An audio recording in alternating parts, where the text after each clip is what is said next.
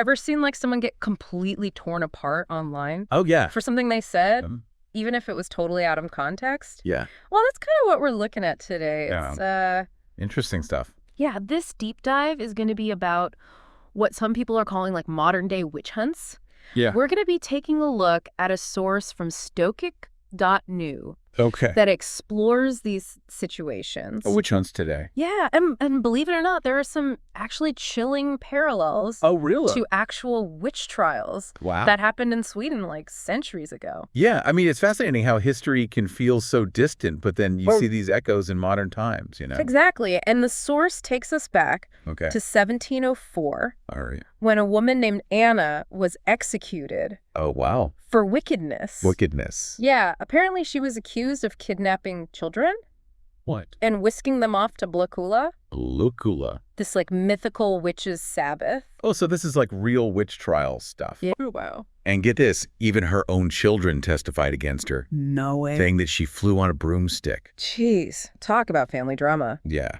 But what's really striking is that there's no evidence that any children were even missing Right. during this period in Sweden. So wait, they executed her based on what, just rumors and fear? It seems like it. I mean, flying on a broomstick, Yeah. that sounds more like a fairy tale than a criminal case. Exactly. It seems the fear of witches abducting children was more like mass hysteria than reality. Mm-hmm. And this case isn't an isolated incident. Right. We need to kind of zoom out and look at the larger picture Okay. of the European witch trials. Mm-hmm. You know, tens of thousands of women were executed, Wow. many burned alive, all for crimes that never actually occurred. That's a terrifying thought, especially considering this all happened just a few generations ago. Yeah. It makes you wonder, have we really moved past this kind of mass delusion? That's the question that Stokie.yeah wants us to grapple with. They argue that while we may not be burning people at the stake anymore, Right. there are still troubling parallels in how we treat individuals and groups today. So what are some of these modern-day witch hunts they're talking about? Okay. What would be the equivalent of accusing someone of witchcraft in today's world? They point to instances of public shaming, Okay. online harassment, Mm-hmm. and the rapid spread of misinformation that can lead to the destruction of someone's reputation or career, Right. often without any real evidence. It's like the digital age has provided a new platform for this kind of mob mentality Yeah. where accusations can quickly spiral out of control. And just like during the witch trials, these modern witch hunts are often fueled by fear Okay. and a need to find a scapegoat. Mm. Stoking and Manu points to the way certain groups are targeted and demonized based on their beliefs, their identity, Right. or even just for holding an unpopular opinion. It's interesting that you mentioned scapegoating because the source specifically talks about the role of patriarchal systems. During the witch trials, they argue that women were easy targets, Okay. blamed for societal problems that had nothing to do with them. Right. So it wasn't just about superstition. Right. It was about power and control. Interesting. Women were seen as a threat to the established order, Mm-hmm. and accusing them of witchcraft was a way to silence and control them. So are they saying that this type of power dynamic is still at play today? Yeah. Just in different forms? Exactly. Right. They argue that we need to look at the systems and structures that allow these modern-day witch hunts to flourish. So who benefits from these public shamings and takedowns? Yeah. Whose voices are amplified and whose are silenced? Yeah, those are important questions. So we've talked about the historical context of witch hunts and how fear, scapegoating, and power dynamics played a role. Now, I'm curious, what are some specific examples of these dynamics happening in our modern world? Well, Stugigmate highlights a couple of instances in Sweden Okay. that they think reveal some interesting contradictions, particularly when it comes to how the country presents itself on the world stage Okay. versus how it handles certain issues domestically. Okay. I'm definitely intrigued. Okay. Let's dig into that. Give us an example. For instance, Sweden is known for its strong stance against war and conflict, Right. often positioning itself as a champion of peace and diplomacy. Yet paradoxically, it remains one of the world's leading exporters of weapons. So they're talking the talk, but not walking the walk. It appears so. That seems like a pretty significant disconnect. Yeah. But how does that relate to these modern-day witch hunts? Well, Stokic argues that this contradiction points to a tendency to prioritize image over action. They suggest that by focusing on this image of peace, Right. Sweden may be deflecting attention from some of the uncomfortable realities closer to home. I see what you mean. It's like a magician distracting you with one hand while doing something else with the other. Yeah. But what kind of uncomfortable realities are they talking about? Well, they point to issues like funding disparities for social services, Okay. specifically citing the struggles of women's shelters to stay afloat. Right. And then they contrast that with a rather interesting anecdote Okay. about a public art project. Okay. I'm listening. In Tell Uppsala, me about this art project. in 2017, the municipality of Uppsala decided to build a bench. Okay. Not just any bench, mind you, Right. but a 57-meter-long bench Wow. that ended up costing over €1 million. €1 million for a bench. You heard right. That's Yeah, that's a lot. a lot of money for a place to sit down. Yeah. I'm guessing this wasn't just a regular park bench. No, it was envisioned as this grand public space, a symbol of community and togetherness. However, the cost sparked a huge backlash, Really? with many people arguing that the money could have been better spent addressing more pressing social issues, Right. like supporting those women's shelters we were just talking about.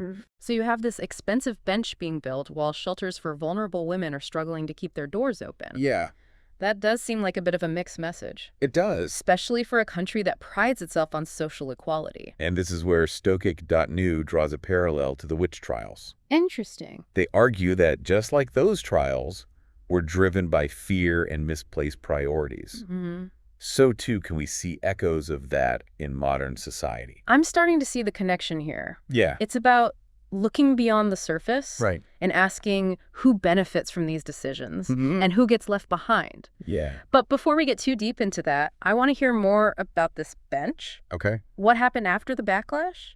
Well, unfortunately, no. So no one took responsibility. Despite the criticism, none of the politicians involved faced any real consequences. Wow. And that's another parallel Stokic.nu draws to the witch trials. They point out that those in power often escape accountability, while those who are marginalized or deemed different bear the brunt of the blame. Okay, so we've got this interesting juxtaposition. Yeah.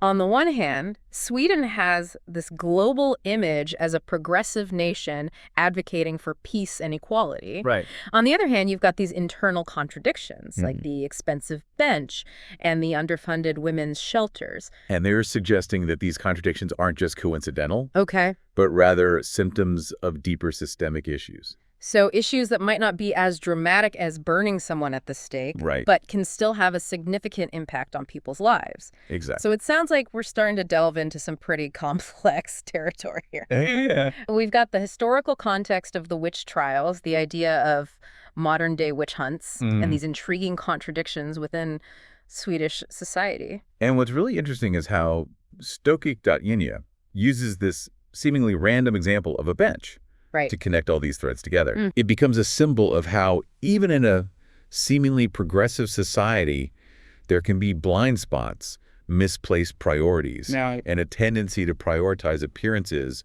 over actual impact. This is really making me think about how we perceive progress and how we hold those in power accountable. Yeah. It sounds like we're just scratching the surface here. Yeah, we are. But before we get too ahead of ourselves, let's pause for a moment and reflect on what we've learned so far. Okay. What are some of the key takeaways from this first part of our deep dive? What really stood out to you? Well, what struck me the most was how Stokic.nu connects these seemingly disparate events. Yeah. The historical witch trials and the controversies surrounding a modern art project.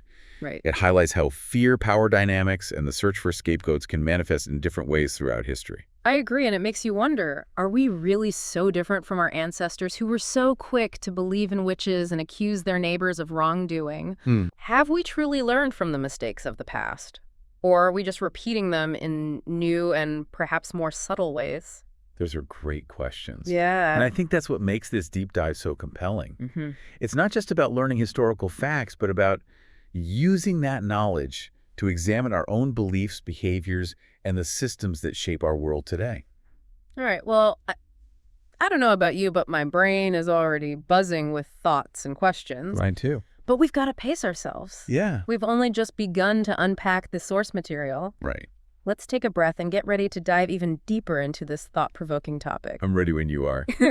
Okay, so we've established that even in a seemingly progressive society like Sweden, there can be these underlying currents of fear, scapegoating, and misplaced priorities. Right. And Stoke Got New seems to be suggesting that these issues aren't just isolated incidents, but rather symptoms of a larger systemic problem. That's right. They argue that we need to look beyond the surface and examine the structures and systems that perpetuate these kinds of dynamics. So what kind of systems are we talking about here? Well, they don't go into specifics. Okay. But they do make a point of connecting these modern-day witch hunts to the patriarchal systems that were so prevalent during the actual witch trials. Right. They argue that while those systems may have evolved, they haven't disappeared. Okay, I'm following you. But how does patriarchy, which is traditionally defined as a system that favors men, relate to things like online shaming or public smear campaigns? It's not like only women are targeted in these situations. That's true, and Stokey.U acknowledges that. Okay. They're not saying that patriarchy is the sole cause of these issues. Right. But they do suggest that it creates a culture where certain types of behavior are tolerated, even encouraged. Can you elaborate on that? Sure. What kind of behaviors are we talking about? Think about the classic stereotype of the witch. Okay. Often she's portrayed as a powerful woman, independent, outspoken. Right. And maybe a little unconventional. And these traits, which should be celebrated, are often twisted and used against women, particularly those who challenge the status quo. So it's like they're being punished for stepping outside of the prescribed roles or for daring to speak truth to power? Exactly. And Stokey.Now argues that these same dynamics can play out in modern society, even if we don't consciously realize it. Right. They point to how women in positions of authority are often scrutinized and criticized more harshly than their male counterparts. Oh, I see what you mean, like how female politicians are often judged on their appearance or their personal lives in ways that men rarely are. Yeah. Or how women who are assertive in the workplace are sometimes labeled as bossy or difficult, while men who exhibit the same behaviors are seen as strong leaders. Those are great examples. Yeah. And these are just subtle but pervasive ways in which patriarchal norms can influence our perceptions and shape the way we treat each other. So it sounds like Stokey Got New is making a case that these modern-day witch hunts aren't just about individual bad actors, but about the systems and structures that create an environment where this kind of behavior can flourish. Right. And it's not just about patriarchy either. Okay. They argue that other systems like racism, homophobia, and classism can also contribute to the creation of these witch hunts. I'm starting to see the bigger picture here. Okay. It's about recognizing how these various systems of oppression can intersect and create a situation where certain groups are more vulnerable to being targeted and scapegoated. Exactly. And it's about understanding that these systems are often invisible to those who benefit from them. They become so ingrained in our culture and our institutions that we don't even question them. It's like we're all swimming in this water, but we don't realize that some people are being held underwater while others are floating effortlessly on top. That's a powerful analogy. Yeah. And it speaks to the importance of critical thinking and awareness. Right. We need to be willing to examine these systems, to question our own assumptions and biases, and to recognize how our actions might be contributing to the problem, even if unintentionally. So if we accept the premise that these modern-day witch hunts are a symptom of deeper systemic issues, what are some of the consequences? I mean, what's at stake here? On an individual level, the consequences can be devastating. Okay. People can lose their jobs, their reputations, right, even their families and friends, all because of false accusations or misinformation that spreads like wildfire online. And we've seen some really high-profile cases of this in recent years where people's lives have been completely upended because of online harassment and public shaming. Exactly. And it's not just about the individuals involved. Okay. These witch hunts can also have a chilling effect on free speech and open dialogue. Right. If people are afraid to speak out or express unpopular opinions for fear of being targeted and attacked, then we all lose out. It creates a culture of fear and self-censorship where people are more concerned with fitting in and staying silent than with engaging in meaningful debate or challenging the status quo. Precisely. And that ultimately undermines the very foundations of a healthy democracy. So it sounds like Stokey.Now is making a case that these modern-day witch hunts are not just about isolated incidents of bad behavior, but about something much larger and more insidious. They're a symptom of systemic problems that, if left unchecked, can have serious consequences for individuals and society as a whole. Yes, and they argue that we need to be much more aware of these dynamics. Right. And much more willing to challenge them. Okay. It's not enough to simply condemn the bad actors. Right. We need to address the underlying systems that enable this behavior in the first place. That's a tall order, but it seems like an important one. But before we get into how we might address these systemic issues, I want to step back for a moment and consider the source itself. Okay. What's their agenda here? Why are they focusing on this topic? Well, as you mentioned earlier, Stoic.nu is a platform that's dedicated to exploring critical social issues. Right. So it's not surprising that they would take on a topic like this. Right. Their goal seems to be to raise awareness and spark a conversation about these complex dynamics that are often hidden in plain sight. So they're not necessarily offering solutions, but they're trying to get us to think more critically about the world around us. Right. They're presenting a perspective. Yeah. A way of looking at these issues that might challenge our assumptions and make us question the systems that we often take for granted. Okay. That makes sense. But I'm still curious about the specific examples they chose to highlight. We talked about the bench in Uppsala, Right. which is an interesting anecdote, but I'm wondering if there are other examples of modern-day witch hunts that they discuss in the source material. Do they delve into any specific cases or incidents that illustrate their point? They do. They mention a few high-profile cases of online shaming and public smear campaigns, Okay. but they don't go into too much detail. Okay. It seems their focus is more on the broader societal trends and the underlying systems that make these incidents possible. Okay, I understand. So they're trying to connect the dots between individual experiences and larger societal forces.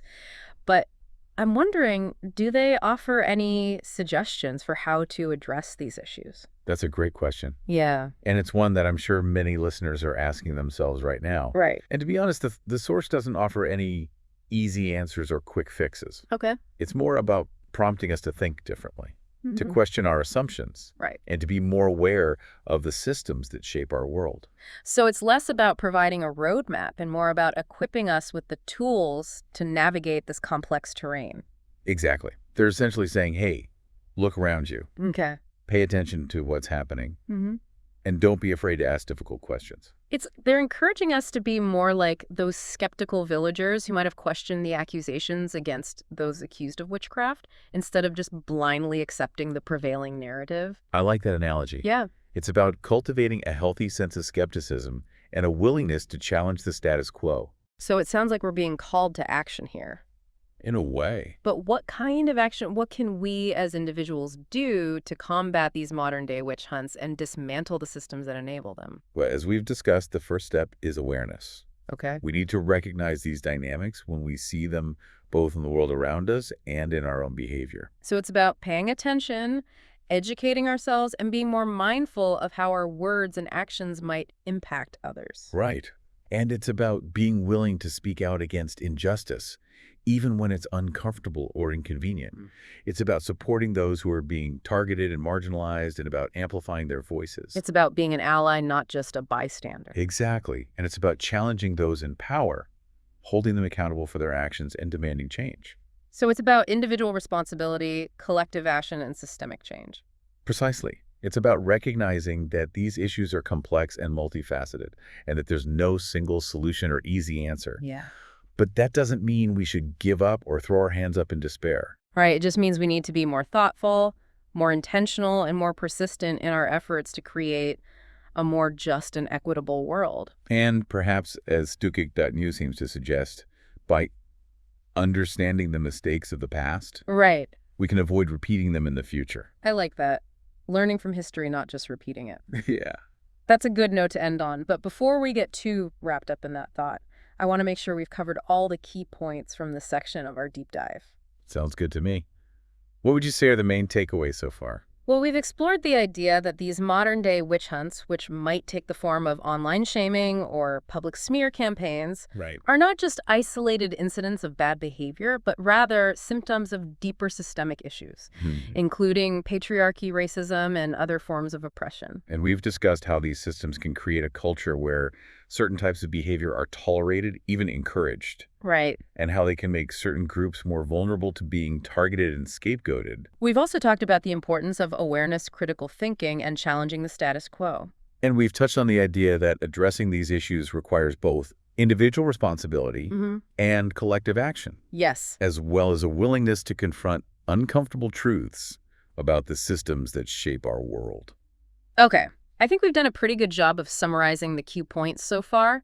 But before we move on to the final section of our deep dive, I want to pause for a moment and just let all of this sink in. Okay. It's a lot to process, and I'm sure our listeners are having their own thoughts and reactions to this material. Yes. It's important to give ourselves space to reflect and digest these ideas.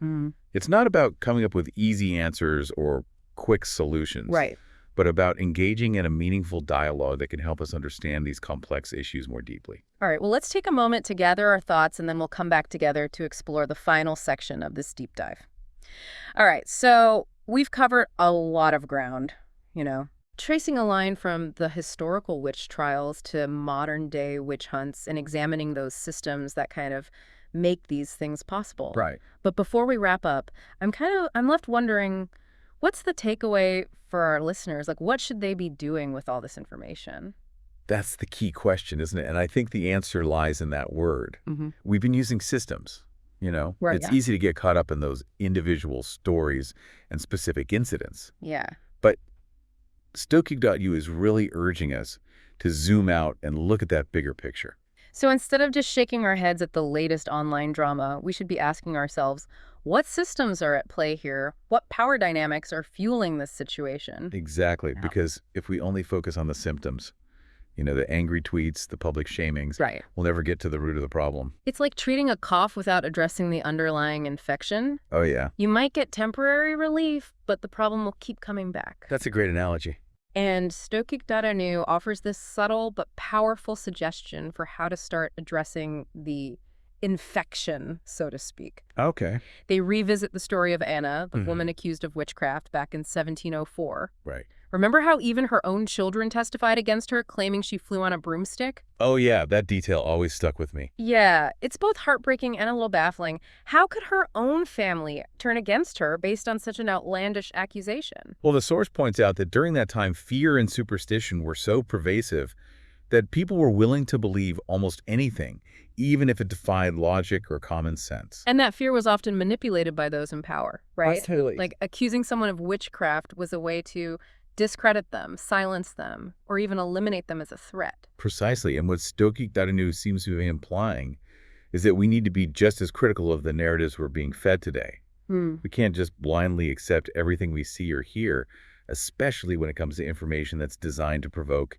fear or outrage. So it's about cultivating a healthy sense of skepticism. Exactly. Questioning the sources of information, considering different perspectives, and being wary of anything that feels too simplistic or one-sided.